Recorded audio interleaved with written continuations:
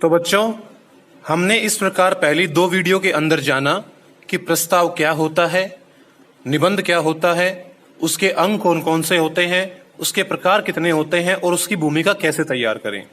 अब हम क्या करेंगे बच्चों कि इस अपनी वीडियो के अंदर हम जानेंगे कि जो प्रस्ताव के संकेत बिंदु होते हैं, मतलब भूमिका से आगे, उनका विस्तार हम कैसे करें। मतलब उनका विस्तार करते समय हमें कौन कौन सी बातों का ध्यान रखना चाहिए, वो चीज अब हम पढ़ेंगे। तो सबसे पहले मैंने यहाँ पर जो चुनाव किया है, कल भी आपने देखा होगा दहेज के ऊपर था, ये विषय चुना है आपके लिए। तो ये आपके सामने पूरा प्रस्ताव है।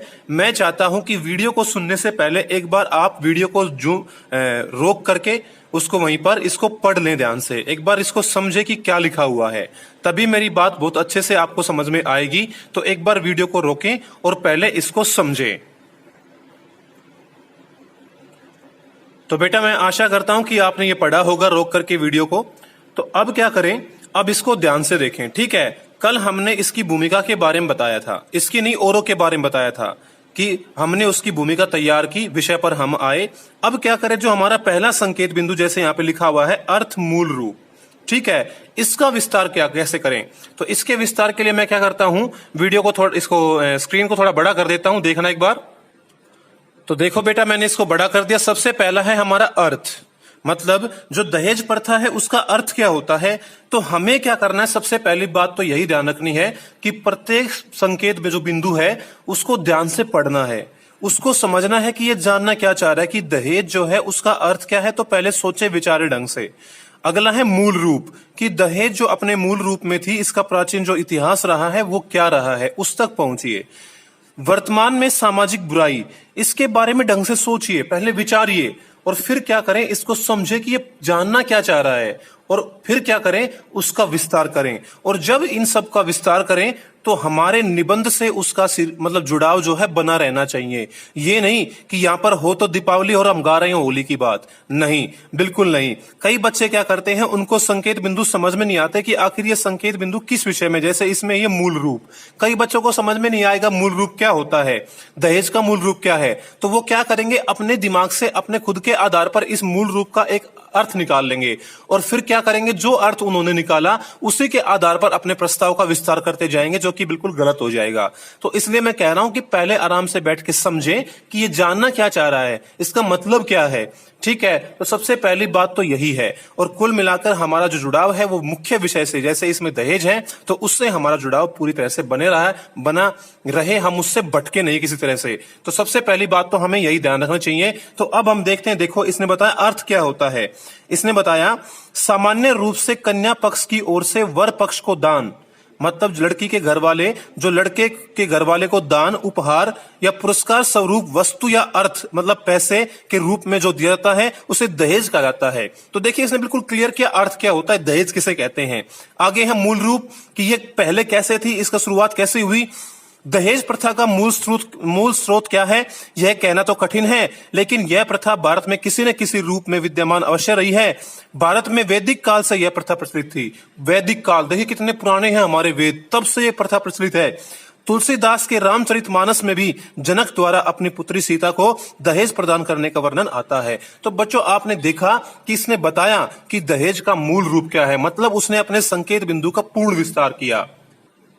इन्होंने क्या किया, अपने संकेत बिंदु का विस्तार तो किया ही, साथ में एक चीज और नोटिस की आपने कि इन्होंने थोड़ी से शब्दों में क्या किया, बहुत सी बातें कह दी। मतलब गागर में सागर भरा, एक मटके में सागर भरा। ये एबिलिटी आपको भी आनी चाहिए कि आप क्या करें कि जो आपके पास विषय है, हो सकता है उसके ऊपर हमारे पास बहुत से विचार हों। जैसे देखो प्रदूषण का ही आ गया कि जल प्रदूषण या वायु प्रदूषण के कारण क्या होते हैं, तो उसके लिए हमारे पास बहुत सी बातें होती हैं, लेकिन हमारे पास शब्द सीमा भी एक अपने आप में होती है। तो हमें क्या करना चाहिए, अपने शब्दों को अच्छी तरीके से बांध करके कम शब्दों के अंदर बहुत ज्यादा बातें कहनी है। तो ये कला आपको आनी चाहिए। और ये कब आएगी, ये तभी आएगी जब आप क्या करेंगे, जब ज्यादा से ज्यादा इस चीज का प्रयास करेंगे। ठीक है, कई बच्चे क्या करते हैं कि एक ही बात को बार बार दोहराते रहते हैं। जैसे जल हमारे लिए बहुत आवश्यक है, मान लो जल का प्रस्ताव हो तो वो इस बात को प्रस्ताव के अंदर कम से कम 20 बार रिपीट करते हैं, जल हमारे लिए बहुत आवश्यक है, जल हमारे लिए बहुत आवश्यक है, जल हमारे लिए बहुत आवश्यक है। नहीं, ये गलत है, बार बार अपनी पुनरोक्ति नहीं करते। ठीक है, या फिर क्या करते हैं, जैसे मान लो क्या आ गया कि हमें किसी संकेत बिंदु का विस्तार करना है, जैसे आया कि वर्तमान में सामाजिक बुराई अनेक दुष्परिणाम, तीसरा संकेत बिंदु देख रहे होगे आप। तो तीसरे संकेत बिंदु में हमें क्या करने, दहेज प्रथा के दुष्परिणाम निकले हैं। तो हम क्या करते हैं, सोचते हैं अब कि इसका दुष्परिणाम क्या होगा। तो दहेज प्रथा का सबसे बड़ा दुष्परिणाम तो क्या है कि नारियों का शोषण होता है। अब हमें एक पॉइंट समझ में आ गया, नारी का शोषण। तो हम क्या करते हैं, उस नारी के शोषण के ऊपर ही अपने शब्दों को खर्च कर डालते हैं, हम किसी और पहलू की तरफ नहीं सोचते हैं। बच्चों, ऐसा नहीं करना चाहिए। हमें क्या करना है कि नारी का शोषण तो होता ही होता है, ये तो हमारा एक पॉइंट है, उसका दुष्परिणाम है। और दुष्परिणाम कौन कौन से हैं, हमें वो अधिक से अधिक अपने प्रस्ताव के अंदर, अपने निबंध के अंदर डालने चाहिए। सेम ऐसी बात जैसे क्या कि वायु प्रदूषण के कारण क्या है, पेड़ों का ज्यादा कटाव, कि पेड़ों को काट देना, या किसी को याद आ गया कि यातायात के साधन, मतलब जो आजकल व्हीकल चल रहे हैं ये भी प्रदूषण फैलाते हैं, कौन सा, वायु। तो हमें एक बात ध्यान आ गई कि वायु प्रदूषण किससे होता है, व्हीकलों से होता है, साधनों से होता है। तो कई बच्चे क्या होता है, केवल साधन को लेकर ही पूरा पैरा भर डालते हैं कि साधन चलते हैं वो गैस छोड़ते हैं, कार्बन डाइऑक्साइड छोड़ते हैं, इस कारण हमारा ये होता है, मतलब वो पूरा का पूरा उल्लेख उससे ही करते हैं। नहीं बच्चों, अगर ध्यान दो कि वायु प्रदूषण के केवल 2 ही कारण नहीं है, और भी बहुत से कारण हैं। तो आप क्या करें, उन सभी कारणों को, जैसे जो चिमनी भट्ठे हैं, ये भी जो हमारे घर के चूल्हे जलते हैं, जो प्राचीन मतलब जिस तरीके से हम खाना पकाते हैं वो भी, और इसके अलावा ये जो गाड़ी चलती हैं ये भी, और जो और भी बहुत से कारण हैं कि जो फैक्ट्रियां, जो और भी मतलब कि कारखाने, ये चीजें चलती हैं, तो वो भी क्या करती हैं, अपने आप में इस चीज को बढ़ावा देती है। तो मतलब हमें क्या करना है, एक ही उस संकेत बिंदु के अंदर हमें बहुत सी बातों को डालना है, हमारे शब्द कम हो और विचार ज्यादा हो, ये एबिलिटी आपके अंदर होनी चाहिए। ना कि हम एक बात को ही बार बार लिखते रहें, उसको बार बार पुनरावृत्ति करते रहें, ये गलत होता है। देखो, अब मैं भी इस प्रस्ताव के अंदर आपको दिखाना चाहूंगा कि कैसे उन्होंने गागर में सागर भरा, जिन्होंने लिखा है कि दहेज के दुष्परिणाम क्या क्या हैं। देखो एक बार, यथा सामर्थ्य, मतलब अपने जो सामर्थ्य था उनका, उसके हिसाब से दहेज देने के बाद भी माता पिता के मन में पुत्री के सुखद भविष्य के संबंध में जो शंकाएं बनी रहती हैं वे निर्मूल नहीं है। मतलब बहुत सारा दहेज देने के बाद भी उनकी लड़की जो होती है वो मतलब कि उस ससुराल में अपने आप को सेफ महसूस नहीं करती है, उसकी मतलब जो चिंता माँ बाप को लगी रहती है। दहेज न दे पाने और कम दे पाने की स्थिति में कन्या पक्ष को तो अपमानित होना ही पड़ता है। तो देखिए, सबसे पहली कमी तो ये आई, सबसे पहला दुष्परिणाम तो ये आया कि एक छोटी सी चीज के ऊपर हम आदमी की मर्यादा तक को ठेस पहुंचाते हैं। आगे कन्या का जीवन भी जोखिम में पड़ जाता है। देखिए और भी दुष्परिणाम, दहेज के कारण एक कन्या को क्या कुछ सहन नहीं करना पड़ता, मतलब बहुत कुछ सहन करना पड़ता है, कभी ताने, कभी कुछ कभी कुछ। आए दिन समाचार पत्रों में हम पढ़ते हैं, एक युवती द्वारा छत से कूदकर आत्महत्या, नवविवाहिता ने मिट्टी का तेल छिड़कर आग लगा ली, युवती ने कुएं में छलांग लगा ली। मतलब इन सब का रीजन क्या है, इन सब का रीजन एक केवल और केवल मात्र एक दहेज है। इन दुर्घटनाओं के पीछे प्राय दहेज की मांग के कारण होते हैं। तो मतलब ये इसके दुष्परिणाम थे। उन्होंने अधिकतर बातें जो थी अपनी देखिए 1, 2, 3, 4, 5 लाइनों के अंदर ही सीमित कर दी। तो हमें भी क्या करना है, ऐसे ही अपने गागर में सागर भरना है, कम शब्दों में ज्यादा विचारों को प्रस्तुत करना है।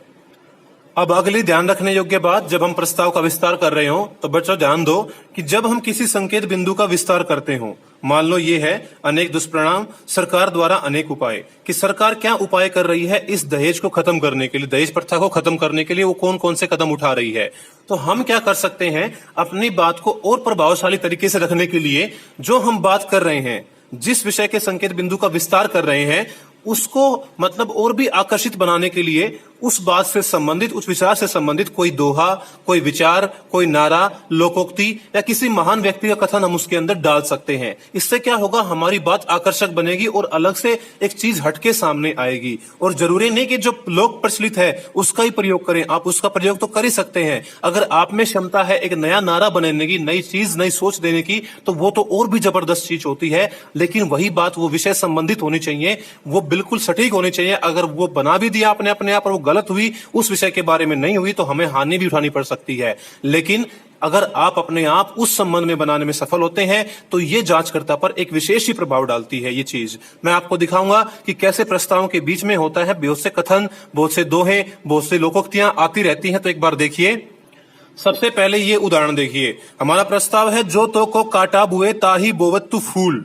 इसका मतलब है कि अगर कोई तेरे रास्ते में कठिनाइयां पैदा करता है तो उसके लिए तू भी बदले में कठिनाइयां पैदा मत कर।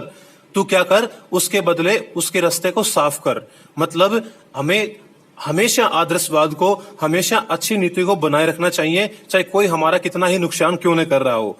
तो ये चीज क्या है, अपने इस बात को, इसमें एक संकेत बिंदु है भारतीय संस्कृति में सहनशीलता और क्षमा का महत्वपूर्ण स्थान। कि आज नई बात नहीं है, कभी से हमारे संस्कृति के अंदर ये विशेष बात रही है कि हम क्या करते हैं, सहनशील हैं और दूसरों को क्षमा कर देते हैं। तो इस बात को साबित करने के लिए, अपने इस संकेत बिंदु के लिए उन्होंने एक बहुत अच्छा नारा चुना, जो हमारे वेदों का महामंत्र है। कौन सा? सर्वे भवन्तु सुखिनः, सर्वे सन्तु निरामया, सर्वे भद्राणि पश्यन्तु, मा कश्चित् दुःख भाग् भवेत्। अर्थात सब सुखी हो, सब निरोग हो, सबका कल्याण हो और किसी को भी दुख प्राप्त न हो। मतलब इसमें सबकी भलाई के बारे में सोचा गया है और ये हमारे संस्कृति से संबंधित है, ये वेदों का नारा है। तो मतलब इन्होंने अपने संकेत बिंदु को सही ठहराने के लिए एक पुराने मंत्र का सहारा लिया। तो इस तरह से हम भी अपनी बात को सही साबित करने के लिए इन चीजों का प्रयोग कर सकते हैं। आई बात समझ में? इसी विषय में एक लाइन और देखिए। देखो, हमारा प्रस्ताव चल रहा है वही, ठीक है, और इसने एक लाइन और यूज की, गीता में कहा गया है। देखिए, अपने बात को सही साबित करने के लिए कि आत्मवत् सर्वः भूतेषु यह पश्यन्ति सह पंडितः, कि जो मनुष्य सभी को अपनी ही आत्मा के समान समझता है वही पंडित अर्थात ज्ञानी है। मतलब वो सब झूठे ज्ञानी होते हैं जो सभी को अपने आप, सबको एक समान माने, अर्थात अगर मैं उसको दुख दूंगा तो वो मुझे भी दुख देने के समान है। तो देखिए, अपनी बात को सही साबित करने के लिए उन्होंने गीता तक की बात कही। एक और उदाहरण आपको दिखाना चाहूंगा। देखिए, हमारा ये प्रस्ताव है और ये प्रस्ताव चल रहा है मित्रता के बारे में, जो मैंने कल भी बताया था आपको कि विपत्ति कसौटी जो कसे 23 साचे मीत। मतलब ये जो है, इसमें कहा गया है कि आप सच्चा मित्र किसे मानेंगे, पहचान कैसे करें सच्चे मित्र की, उस बात को साबित करने के लिए यहां पर जो प्रस्ताव लिखने वाला है उसने एक बहुत ही अच्छी लाइन लिखी। क्या? धीरज धर्म मित्र अरु नारी, कि अपने धैर्य को, अपने धर्म को, अपने दोस्त को और अपनी नारी को, मतलब स्त्री को या पत्नी को आपातकाल परखिए चारी, कि इन चारों को कब परखना चाहिए? आपातकाल में, मतलब मुसीबत के समय। कि अगर ये चारों मुसीबत के समय हमारे काम आए तो मतलब हम क्या है, कामयाब हैं और ये हमारे बिल्कुल सच्चे दोस्त हैं, सच्चे मित्र हैं। और अगर ये मुसीबत में काम नहीं आते तो वो हमारे मित्र नहीं है। तो ये मित्र की पहचान करने का सबसे अच्छा तरीका होता है कि मुसीबत में काम आए वही सच्चा मित्र होता है। तो अपनी बात को साबित करने के लिए उन्होंने इस लाइन को लिया। और नीचे देखिए एक बार, सच्चे मित्र की पहचान के मायने में ही ये एक और पैरा कहा गया इसी प्रस्ताव के अंदर, बन जाते हैं बहुत दोस्त जब जर पास होता है। मतलब जब पैसा पास होता है तो बहुत से दोस्त बन जाते हैं, और बिगड़ जाता है गरीबी में जो रिश्ता खास होता है, कि चाहे कितना ही रिश्ता खास क्यों न हो, वो गरीबी के अंदर वो साथ नहीं देते हैं। मतलब ऐसे दोस्तों से, ऐसी रिश्तेदारी से हमें बचना चाहिए। तो ये भी बात क्या है, कही गई, बना करके कही गई या पुरानी कही बात कही गई।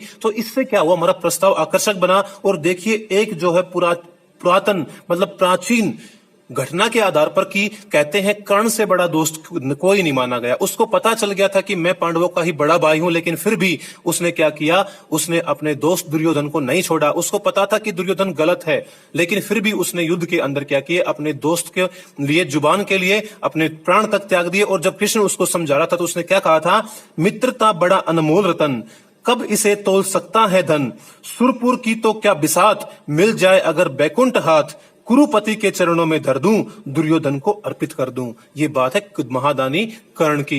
तो ये कर्ण की बातें देखिए यहां पर ला करके इस प्रस्ताव को कितना आकर्षक बनाया गया। तो बेटा, आपकी जो है जीके, आपकी जनरल नॉलेज इन मामलों में बहुत तेज होनी चाहिए। अगर नहीं है तो आपकी कल्पना शक्ति, आपकी मतलब जो बनाने की शक्ति है, कृति करने की शक्ति है, वो अच्छी होनी चाहिए, ताकि आप उस विषय में क्या करें, ऐसी बातें बना सके। इससे हमारा प्रस्ताव काफी आकर्षक बन जाता है। तो बेटा, इस वीडियो में अभी इतना है, क्योंकि वीडियो ज्यादा बड़ी बन गई है। तो इस कारण मैंने क्या बताया अभी कि हम संकेत बिंदुओं का विस्तार करते समय कौन कौन सी बातें ध्यान रखें। अब और भी कुछ बातें हैं इसी विषय में कि संकेत बिंदुओं का विस्तार करते समय ध्यान रखने योग्य बातें, तो वो मैं एक पार्ट और बना रहा हूं अगली वीडियो के अंदर। तो आप अब उसको देखिए।